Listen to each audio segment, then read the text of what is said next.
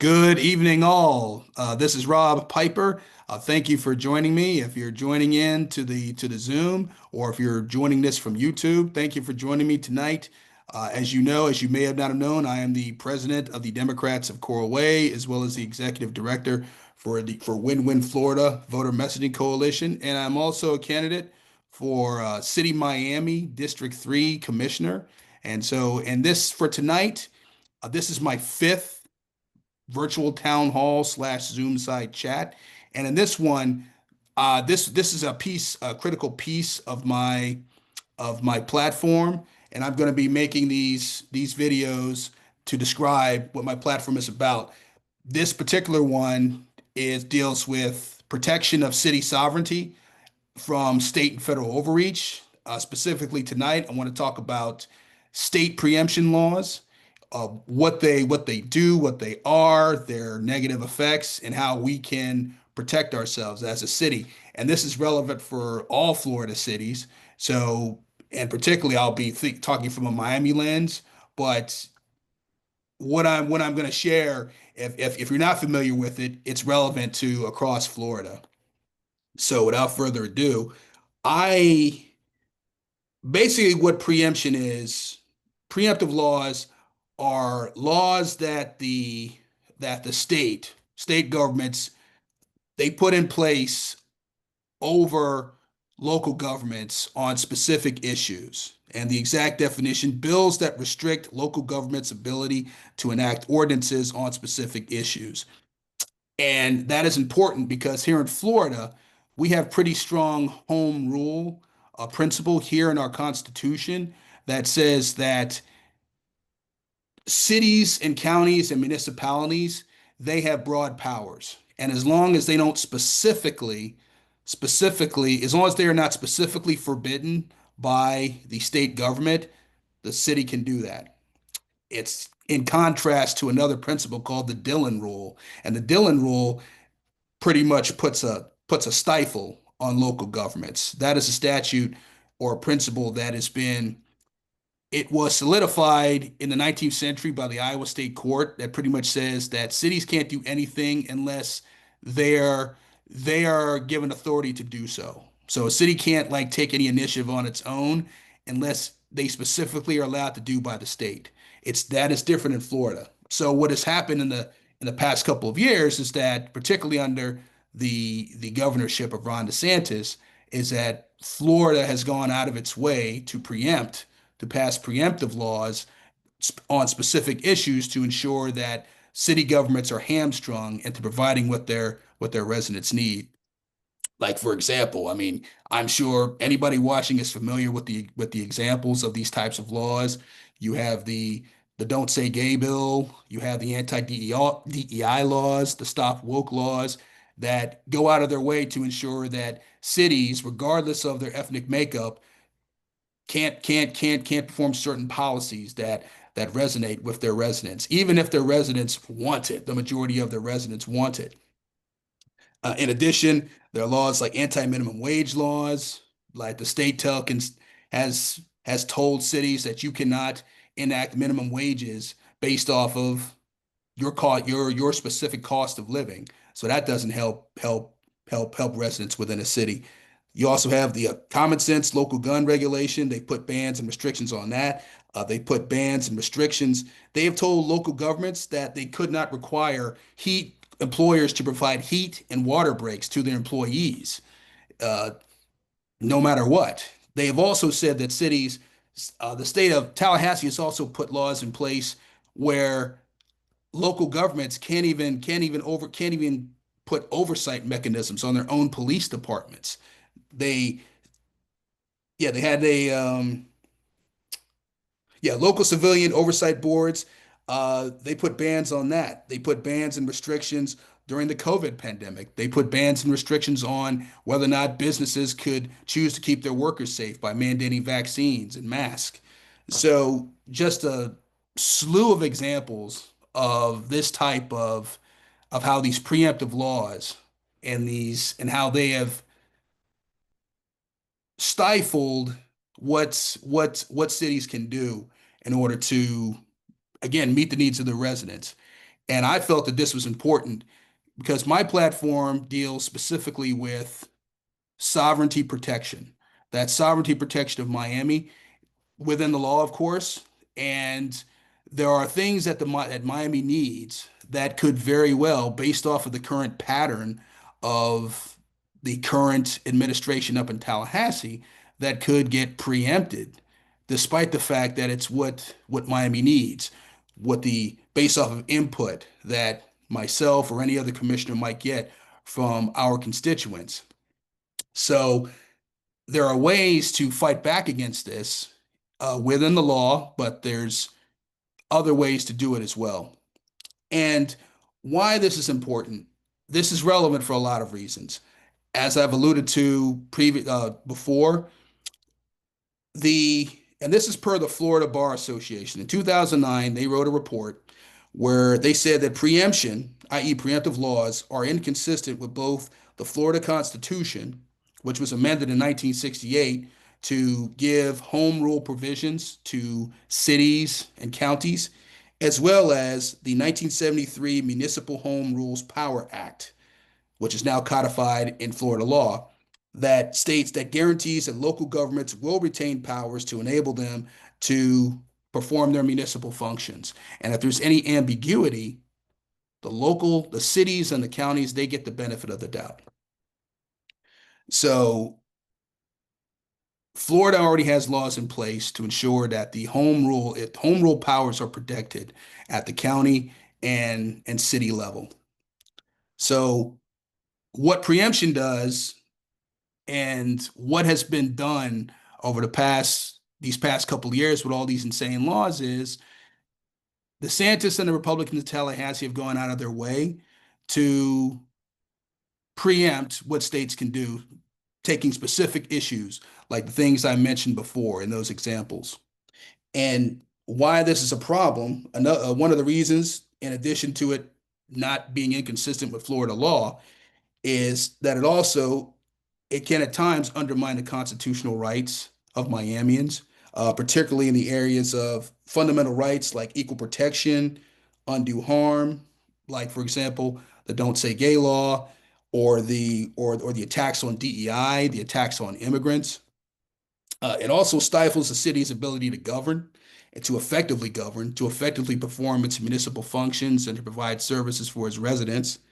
It it forces cities to adhere to narrow-minded, a narrow-minded and just a narrow-minded and bigoted view of what they can and can't do.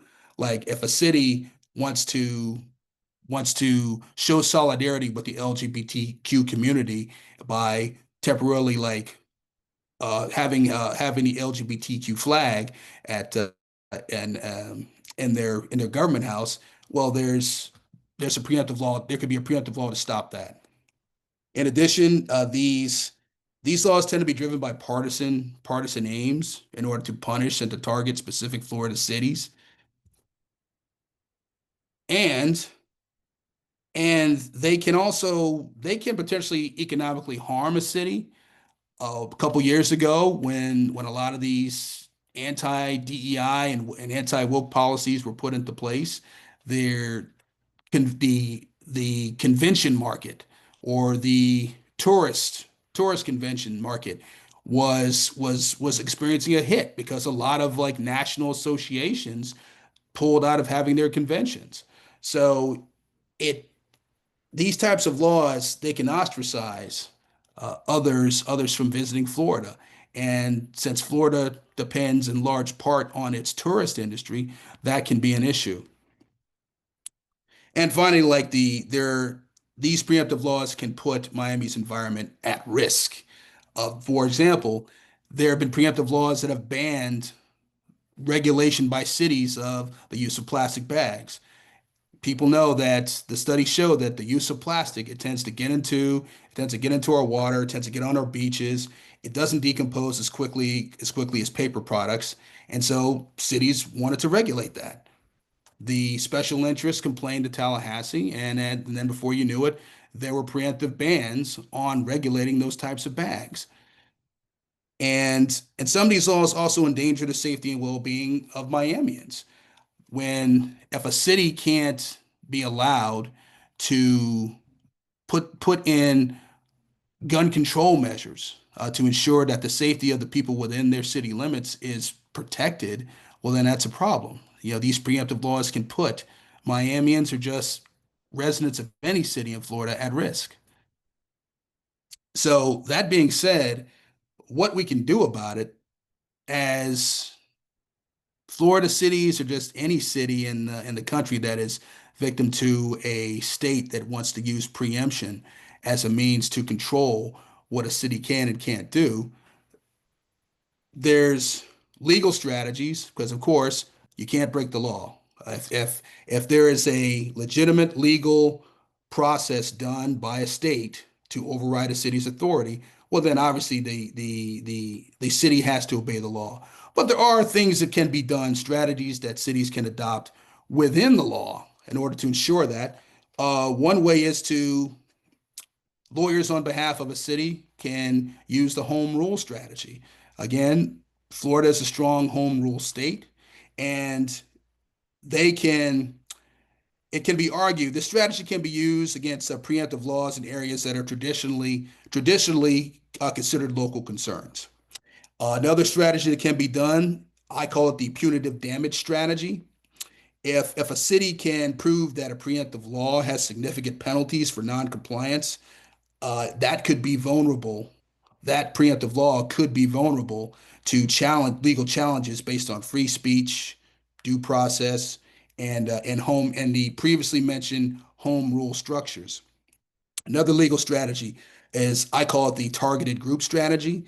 Lawyers can argue that these laws can be challenged if it can be proven or shown that they if it's shown that they target specific marginalized groups, they don't serve any other purpose. They don't serve any purpose towards state betterment, but they're shown to target specific cities or marginalized groups. Well, then that challenge can be used against these laws.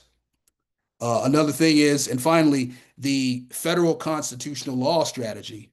Uh, Legally, these laws can be argued that they're unconstitutional. Like, for example, there are arguments regarding the Equal Protection Clause of the 14th Amendment, particularly in anti-discrimination cases, like the anti-DEI policies or the Stop Woke policies, the restriction of teaching of Black history in universities and in schools, as well as the Establishment Clause of the First Amendment, when religious preferences seem to motivate a particular preemptive law, that argument can be used to, um, if a preemptive law can be shown that it is in violation of the Establishment of Religion Clause of the First Amendment, then it could be struck down in the courts. The ACLU, the Florida ACLU, has used these types of challenges very effectively. So it is a way that cities and their city attorneys can mount a defense. Now, not every legal challenge gets upheld. Some fail, some are successful, but it is a strategy that cities can use instead of just obeying in advance and not doing anything. Other strategies include the legislative advocacy strategies, like for one, a city has a choice to strengthen its local authority. Cities can proactively pass stronger local ordinances within areas that are traditionally considered local control. They can they could work to strengthen home rule protections. They can repeal existing preemption laws. They can facilitate the use of ballot initiatives by mobilizing their residents. And they could also rely on home rule pilot projects. Like, for example, there's an organization called the Local Solution Support Center that they've created a playbook of field tested strategies that have proven to work for cities across the country. And it's a really good resource that city governments can use as part of their toolbox. Another way to fight against these types of things is more in the political and social and cultural realm. Cities have they could publicly educate and mobilize their residents. If there are policies that benefit a city's residents, well, then if a state preempts those policies, then in addition to the legal aspects of challenging, a city can also mobilize and educate its residents on a particular preemptive law that stifles a beneficial policy. So they can educate and mobilize their communities, putting out content, newsletters, and the like. Cities have their information sections, their information departments, their communications departments, and that is something that they could be tasked with if a certain preemptive law uh, stifles a really important initiative and threatens a city's sovereignty. In addition, they could use digital advocacy tools, and they can mobilize support for local ordinances. Like for the, I can't imagine that a city residents would not be on board with a minimum wage mandate if enough residents want to see wages raised significantly within the city, and the state comes down to strike that down, well, then there could be a significant support against the state in that regard. Oh, also, the fourth and fifth ways to challenge these laws is through information and resource gathering, and again, coalition building. Cities, particularly the larger cities within Florida, they could build a coalition. Cities can join together, trade strategies, think about ways to mobilize their residents together in order to basically mobilize against state representatives and state senators to get them on board. Because if cities that have Republican senators and Republican representatives, those representatives work for the constituents that live in those cities. They don't work for the state government. So there is a city governments have a tremendous platform within their respective communities, and they have the tools to mobilize and garner popular support for popular ordinances. And if they happen to get shot down because of state preemptive laws, well, then that is definitely an avenue that they can pursue. And in addition to building coalitions, there is the international community, international human rights advocacy. International mechanisms can be leveraged to raise awareness and pressure higher levels of government to address preemptive laws that undermine human rights, like the Don't Say Gay bill. And these strategies, they do have their track record is mixed, but there is some successes. The Don't Say Gay bill was it's been it has it's that lawsuit was settled. The Don't Say Gay bill is still in effect, but it's significantly watered down. The They could still, if memory serves it correctly, yeah, the discussion can take place. It just can't be taught. So that's somewhat of a victory. The law didn't get repealed, but more specifics were given on the law, as well as discussion is now allowed. In addition, the the anti-woke preemptive laws, they've been significantly watered down. They've been challenged in court, and other a lot of these other preemptive laws are, if they weren't like either struck down, they're either held up in legislation right now. So, and how this links with my platform as a candidate, I have one of the a key pillar of my platform again is sovereignty protection. And I think that there's a lot of things that Miami needs that could get shot down or could get preempted with if Tallahassee passes a law specifically striking it down. And I think that as as a city official, as an elected commissioner, or any elected commissioner, whether it's me or one of my opponents, they should be able to advocate for what Miamians need within the law, of course. But using the strategies I've talked about from the legal, legislative advocacy, public education, resource and information gathering, and coalition building. And one of the things that I propose is creating a resolution, a City of Miami resolution, which would create either a task force or an actual board or committee of stakeholders, either from whether they're from the community, from academia, uh, from former city public servants, just like an oversight board or an oversight task force that could research, analyze, and come up with recommendations for the city commission as well as the city manager and their staff in order to facilitate protection of Miami sovereignty so it can enact the ordinances that its people need in spite of what may come down from the state. This is definitely not looking to, it isn't about trying to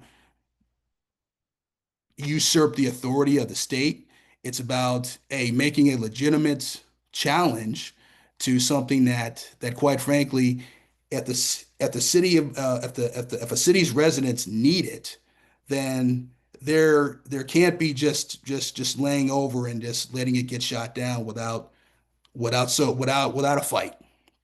And since I'm here to serve, and I'm here to serve the citizens of the residents of Miami, that is something that I'm looking to propose if I were elected to introduce that resolution towards the beginning of my term, if elected.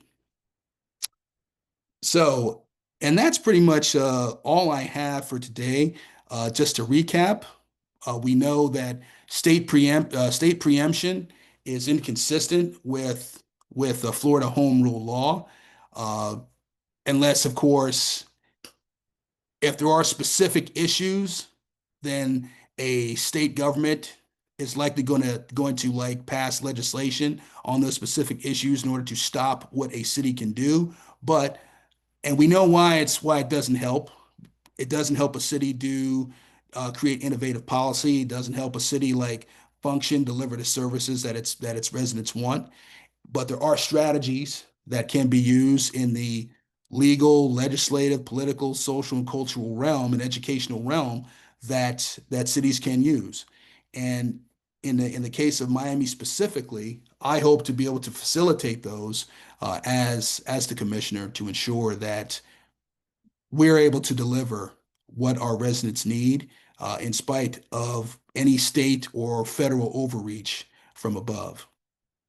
So thank you very much for joining me tonight. Those of you that have joined in on Zoom and those of you who are watching on YouTube. If you are watching on YouTube, be sure to like the video and subscribe to the channel and check out some of the other videos that I've posted. I will be posting 6 more of these until November 3rd, which will be the election. And since that it looks like that election is going to take place in November of this year as opposed to next year because a judge ruled yesterday that what the city of Miami did was incorrect. And that is a case where local authority kind of missed the mark because popular sentiment was not to have the elections postponed. So that's if that is where it has to be what the people want, what the people need. And the people didn't want or need this election to be postponed. So I'm super psyched that as of now, the election is going to happen. But again, like and subscribe to everything. And if you need more information about my campaign, please go to www.robpiperheretoserve.com. That's all one word. And I look forward to seeing you at the next one. The next one will be in about 2 weeks, and I will talk about another piece of my platform. Thank you, and you have a very good night.